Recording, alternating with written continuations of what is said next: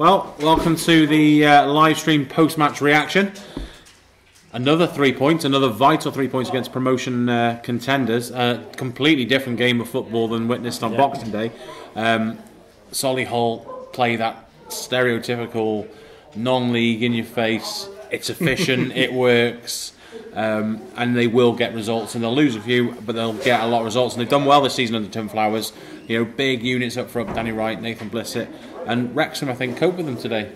Yeah, they did. It's a big team, big physical team, isn't it? And they do the way they play. They do it well, and they're good at what they do. And it was always going to be a difficult game, totally different to how we played. You know, sometimes the perception is, we've just beaten Salford 5-1. We'll hammer Solihull, but it's a completely different game. This is probably a harder game than the Salford game. So they did really well today. It was difficult to keep the ball down, wasn't it? They're good in the air. Yeah, unfortunately you can't win every game 5-1, although it'd be brilliant if you could. But those type of games are perhaps the games that Wrexham have been guilty of not taking, not winning, not getting the 3 points required, and not being able to break teams down. I mean, we created chances in the 18-yard box. Yeah. We perhaps rode our luck in the last 10-15 minutes if we're fair, but I think that's where we let the pressure get to them. Solihull had nothing to lose, and then forced everything, and lumped it up. The centre half was up the top, and everyone was here, and the second ball just wasn't there. When we played the ball on the floor, we played round them quite in spells. Yeah, we did, and I think that was the game plan, wasn't it? To keep, especially the second half, get the ball low, because they're not as good with the ball on the field, and they don't like passing it around. And it was always going to be a low-scoring match.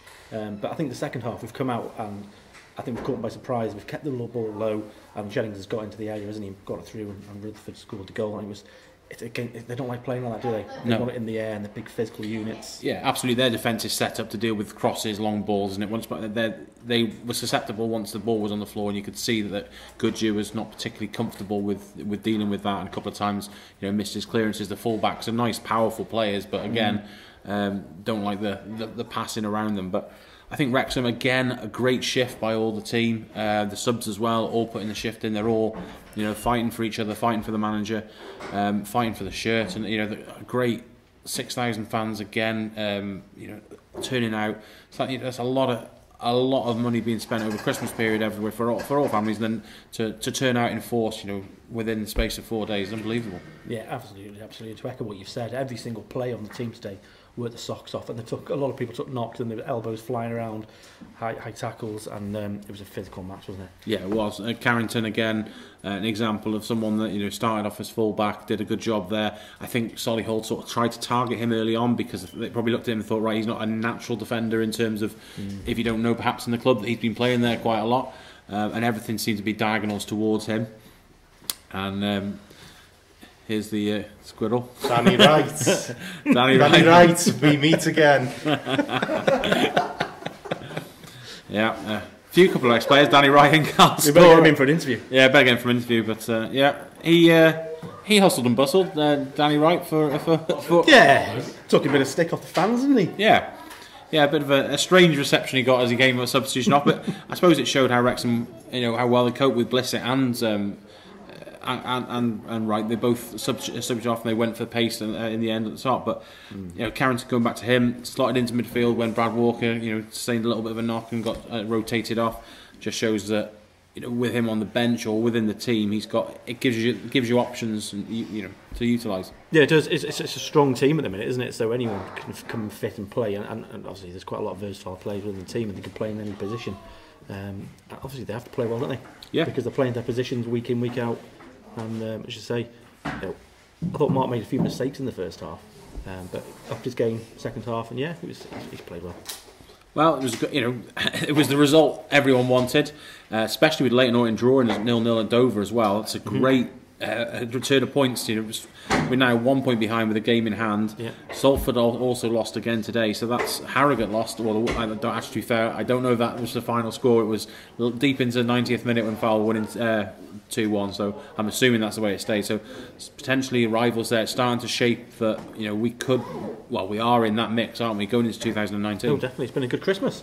Good Christmas so far. Our rivals are lost points, and the next match is equally important. We've got Salford away, and then start to look at where we are. We've got our game in hand after that against Bromley, and let's see how the good New Year phases out for us, because it could be quite a good Christmas for us. It could be. January transfer window opens up, a couple of days now. It's been talked about the potential players coming in. We've seen some of the loan players going back now. There's Walker's loan is due to expire. Whether that can be extended as a signing or another loan. Bobby Grant's another one. Tollett's come in. We've only seen glimpses of him, but he looked again lively today. Wanted to take the game on the front foot and cause issues. Yeah, absolutely. I'm sure during this January window there will be some business, and hopefully Graham will try and get his business done early on. It's always a difficult time to buy players in January. It's not the best time for transfers, but I'm sure business will be done, and hopefully there might be.